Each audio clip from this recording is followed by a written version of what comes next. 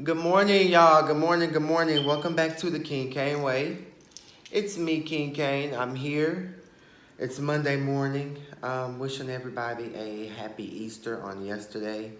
Hope everybody had a great time, a great day. I did. It was pretty chill, pretty relaxing. Just chilled. So I come today to give you guys a review over the Real Housewives of Atlanta. It's, season 11, reunion part 3. So let's just hop right on into it. So it starts off with Andy asking Portia the belt question, like, did something happen with her belt? And Nene just takes over the conversation, and nobody is really understanding what exactly Nene is saying. To me, it seems like Nene is speaking in circles around the situation. And then there's a question asked about the advice. When Nene gave Portia advice a couple seasons ago on how not to touch people anymore because it's just way too much. You can't put your hands on nobody else. I think those were her words. And basically, Portia was just saying, okay, you gave me advice, but then you turn around and you did the same thing to the camera guy and to someone else that I'll talk about later on. So it's just kind of like, just know that if you're going to give some advice, know that you can take your own advice, which is absolutely correct. And that's just period. That's just a fact of life. If you can give advice, then you can take your own advice, and that's just real. Nene also goes on to say that she was there for Portia when she dragged Kenya off the couch, and how she just wants Portia to be supportive and stop judging her every little move that isn't right. And that's real because I can't remember when Nene was really there for Portia after that whole situation and got her the lawyer and got the lawyer to walk her in and walk her out. So it's kind of give and take. You know what I'm saying? Like, I feel like Portia it might be just the hormones and the pregnancy, but y'all get out y'all feelings, you know what I'm saying? And buck back up at her ass and keep it moving. Like, it's really not that serious.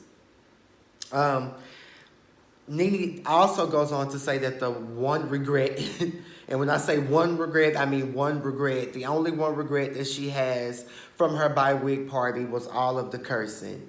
And that's the only thing that she feels crazy about. And everybody is just looking like very, very shocked and confused and disappointed because she did a lot there, and that's the only thing that you're sorry for. But we all know that Nene is just very standoffish, and that's just how she's been this entire reunion. So I don't think it's going to change part 3, which clearly it's not. And so then Andy asks her, what about putting your hands on people? And then he says, what about it? Her stance is basically, they knew not to go in my closet. It's production knew. It was only a certain amount of the girls supposed to be in my master, but everybody came up, okay, whatever. But she had always said no filming in her closet. So for the cameraman to walk in there was messy, but which I'm sure they got the little things in their ear. I'm sure production told them to. But when the girl made the choice and she made the decision for y'all to do, for where y'all need to film in her home, that's only where y'all should film, period. So, that was production's fault. I blame production for the entire melee. Like, y'all should not, because I feel like they would have came out of her closet eventually, and it would not have escalated had that cameraman with his big wide back, had he not started walking towards the motherfucking closet. So then Portia goes on to say, so you don't feel bad about, the cameraman you attacked. You don't feel bad about the production man that you attacked and his tooth came out and he went to the hospital. He got scratched. And I'm like, damn, Nene done did a karate kung fu kick clack on the motherfucker. Like, damn, Nene wasn't that deep. That makes me wonder what was really in that closet. Like, girl, like, okay, dirty closet, but it's still fierce and full of fashions. So who cares? Like, I don't think it was that deep for her to do what she did and these rumors and but Eva says she feels that Nene had every right because she was thoroughly disrespected in her home, which I get it. You know, if I tell y'all don't go in over here, don't go. But I just think that you could get up and be forceful and really get your point across without getting physical and going crazy. Like, that was just way too much. But Candy and Portia are staying on their stance that there was a producer on the wall with his hands up, basically, you know, letting Nene attack him and making sure that he is not touching her. And I just thought that that was crazy. You know, allegedly she had him in the chokehold. So, I don't know. That's hella crazy. Nene is just like, oh, ooh, and her and Marlo are just like acting like they just can't remember, like they just don't forgot. They got amnesia. They're 50, so maybe it's so, but they're acting very forgetful. Candy and Portia basically say their reason for going in the closet, which was basically, dang, she always bragging about it. We just wanted to see it. They thought it was lighthearted. They didn't think that she was going to be that upset about it, but once they saw all of the situation from the production member and then the cameraman, they was just like, oh, this bitch is serious, so let's get the fuck up out of here, which, get out, bye. And then Marlo explains the she's pregnant comment. Basically, Marlo is saying that, oh, I was just telling her, like, oh, you know, she pregnant, so don't touch her. Like, being sarcastic, being shady, like, but it kind of sounds like she was, no, don't touch her, like, warning, like, no, get your hands off her. And Tanya says that that is a lie. Nene had her hands on Portia, and y'all was like, get off her or something. And Marlo says it's a lie. Tanya's like, don't call me a liar. Don't call me a liar. You know, Tanya's really trying it. You know, the girls try it. So that was that. Nene denies the whole thing. Portia says that when she called back, she heard Nene still going off, saying, don't let me see those bitches. It's going to be another problem. Yada, yada, yada. And Portia said that she wanted to be on the same page as Candy when apologizing because they bonded over that situation, which I felt Portia on that, like, Candy. We both discussing the situation. We both gagging about it. It both happened to us. Like, damn, let me know that you done already reached out. You know, like, I don't think it was that deep, even though y'all was just getting back cool. But, like, girl, you can let me know, like, hey, shit, I went ahead and texted the bitch just to woo, woo, woo. So you might want to go ahead and text her. What's so wrong with that? That's what I'm saying. Candy, I was trying to flip something. Like, they just kind of irritated me a little bit in that moment. So now we get into Cynthia's storyline. Noelle leaving for college.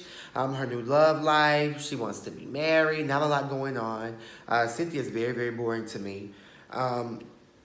Nene says that she thinks Mike is great and she has spent more time with him than any of the girls on the stage. Then Cynthia's asked about her close relationship with Leon. She said Mike has met him because, you know, Leon wants to meet any guy that Noelle is going to be around, which I totally respect. Noelle is still in college. You know, she had a rough first semester. Noelle, just keep going, baby. Keep moving forward. College is tricky. It's rough, but you learn a whole lot about yourself in college. So just keep going, keep going, keep going. And she also said she would think about moving to LA. We all know Cynthia just talking. She's not going to leave Real Housewives of Atlanta, even if it's for a man. So then we get into Eva's storyline about the new baby, the new marriage, just her being shady, not owning it, her financial hardships, her being in financial ruin, all of the rumors that have been spreaded about her. She starts off saying she didn't know it was a big deal for Nene to do the toast. She's basically like, girl, you didn't get fitted for a dress, like you wasn't like just on the roster like that, like, girl, just give a damn toast, you know. But when she watched it back, she just saw Nene doing all this extra shit, and she's like, baby, it's honestly not that deep. Like, you didn't have to do a toast if you didn't want to do the toast. And I totally understand that. Like, Nene, if it was just way too much, if you just couldn't deal, then shit, don't deal and sit down, hell. She's also asked why did she have 3 dresses if she was spending so much money on the wedding. Allegedly, it was a $240,000 wedding. Marlo says one of the dresses was borrowed. Eva says yes, one of the dresses was borrowed. Eva tried to walk around that. She didn't want to too much own that. But so what if it's a borrowed gown? Like you're not the first bitch, you're not the last bitch to be in a borrowed gown, car, t-shirt, hat. You know, a lot of this shit is borrowed and loaned just for the production value. And, you know, it makes sense. And, you know, everybody wins in the end. Then they're asked, what gigs does she have? Because Andy's like, damn, bitch, like, you basically saying you broke and got to move and this and that, but you spent, goddamn me, $240,000 on your wedding. Eva says she makes money off Instagram posts. Sign me up. Bitch, if you make 64 G's off of an Instagram post, bitch, sign me up. I cannot wait to be on that level. Bitch, 60 G's for an Instagram post. I'm that boy. I'm that boy that will post your shit. Moving on. What's the tea with the bridesmaids? Everybody's wondering why did they fall out. Marlo is basically putting all the information out there on the table yet again. Candy even chimes in and says it was more than one bridesmaids who was saying the shit, and Eva was like, oh, I know it was Shanita, and everybody, and Candy and Marlo was like, it was more than one. So her and Marlo go back and forth a little bit. Marlo basically says, so you want a full-blown lesbian in LA with a married woman and her name start with a C, and everybody like, huh, they told y'all that, and goddamn, these folks just ran down the tea, so you got to be careful who you give your tea to. And that's what I have to learn and what I'm learning, because I'm such an open book. Like, I don't care. You know, my life is no secret. You know what I'm saying? I am who I am. I'm open. I don't give a fuck. Judge me, whores. But I just kind of feel like you have to be careful who you tell your shit to, because they turn it around and use it against you, and they spread it around when really and truly I'm comfortable with just saying it on my own. But for some reason they just feel the need to like spread shit. So like that's weird and crazy. Because anything about me I 100% own. Ask me about it, bitch, and we can have a conversation. So then Eva is basically dodging that whole situation about the lesbian tea and try to go right in and try to start her issue with Nene. And it just came so out of left field. And this is why I do not like Eva on top of everything. You know, finish this shit that you got going with Marlo. Address these rumors about the credit and the CPN and all of that. Like, address all of that before you try to come for Nene. Like, I just did not like that. Like, even though I'm not rocking with Nene or Eva, I do feel that was just way, way, way too much. Like, bitch, finish your situation with Marlo first and then have your conversation with Eva. I'm sorry, with Nene. I did not like that. Then Eva talks about her restraining order situation. She gets emotional. And basically, Candy throws a little shade at Marlo, basically saying, Marlo, you done did some jacked up shit too. Basically saying about the situation where her bridesmaids being trifling and taking her tea and running her tea, which Marlo, yes, you did. King, you already caught you out last reunion about what you did with the man with the money. So stop. You done did some trifling shit too. Basically, they start talking about Eva's living situation. Eva, to me, she's lying. I'm so overhearing about it. Moving on, we get into Nene and Cynthia's friendship. We see the finale when Kenya comes, how shook motherfucking me Nene gets. Nene's just upset. I just kind of feel like Nene should have paid the dust. Like, whatever, y'all girls are trying to comfort the queen. It could never happen. Whatever, even if that's how you feel. Like, Nene, you have to let people cut their own neck. You have to let people, you know, slit their own wrists. You have to let people hang themselves. If I was Nene, I wouldn't have said nothing. I would have just let her continue to run my name through the mud. I would have let her continue to talk down to me or do shady shit with people she thought I would never get back to. And, you know, the whole time, you know, you got to keep your enemies closer than you keep your friends. You know what I'm saying? So, at the end of the day, it is what it is. Nene explains that it wasn't an issue, but she just feels like Cynthia told her that she needs to let Eva know that Giovanna was coming to her bi-week party. So she felt like Cynthia should have taken her own advice and basically let her know that she had invited Kenya. Okay, whatever. I kind of go back and forth, but it's really not that serious. We all grown. Candy basically clears it up, saying that she just believes it was just it was shady due to editing. She says that Kenya only confirmed day of.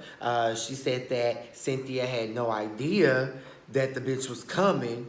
So I kind of believe Candy, you know what I'm saying? Because we all know that Candy has put out that she's not this liar. I think that Candy has been very truthful over the years. I think that Candy puts shit out there in the forefront when she has to. And I like that aspect of Candy because I'm the same way. You know, I push it out, get it addressed front and center, and just keep it pushing. So, you know, I like Candy's little comments that she was making this entire time. But what everybody feels that was super shady was what she said to Mike at the party. I'm supposed to act like I didn't know she was coming. Cynthia low-key tries to clear it up, but didn't clear it up. And I think the reason that Cynthia couldn't clear that little part up was because she already knows that everybody's looking at her like she's in the wrong. So we all know Cynthia gets nervous. You know, she's such a kiss ass to Nene, so she's just, you know, all over the place with her words. So she kind of cleared it up, but she really didn't. Marlo and Cynthia go back and forth for a little bit, and basically Cynthia says that, yeah, Marlo, Nene calls me when she mad at you, because Marlo tries to say that she don't really know where Cynthia be, yada, yada, yada.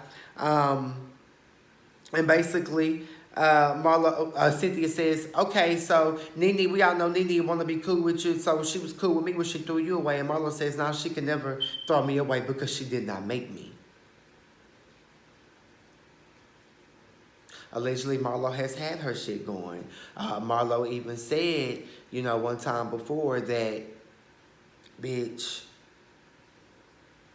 your whole wardrobe changed when you start hanging with me. Yo, this, yo, that changed. So it's just a whole lot. It's a big circle of extra shit going on.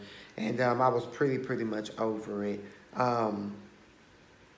So then they asked, how does she feel about Kenya ignoring her even after she spoke? It just seems like Nene is butthurt over, first of all, Kenya being invited, and second of all, Kenya not speaking. It's just like, girl, bye. Nobody got to speak to your motherfucking ass. Like, y'all already have low-key shade going, so fuck it. I'm not speaking to you. Bye. Shit.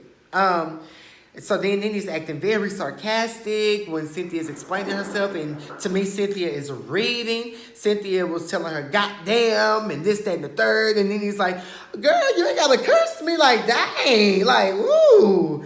So Eva basically says it looks crazy. And it kind of, you know, gives Nene a little life. And Nene thanks her for telling the truth. But Cynthia agrees. Cynthia's basically saying she's not saying that it doesn't look shady. She's just saying, bitch, listen to what the fuck I'm saying. Like, we're on the show. It's going to look shadier than what it really is. Andy, you know, he sincerely wants it fixed. To me, Portia says a beautiful speech at the end. Just about friendship and life and how she wants them to fix it and work it out.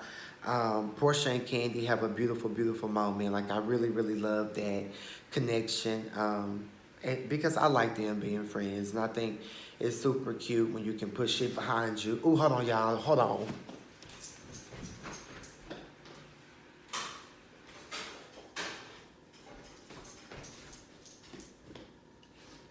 My bad, I was boiling some eggs. Oh, I'm so sorry. Portia really wants them to get back friends or whatever, and it's just really sad. Her and Candy have a beautiful moment.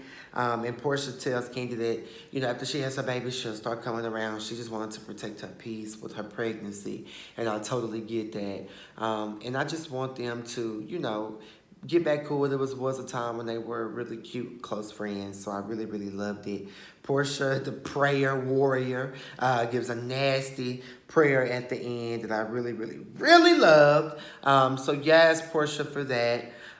So yes, guys, this is the end of Real Housewives of Atlanta season 11. I'm so over it. Like this video, share this video, subscribe to my YouTube channel, subscribe to my website, kinkane.co. Also, follow me on all my social medias, drop down in the description of this video. Peace.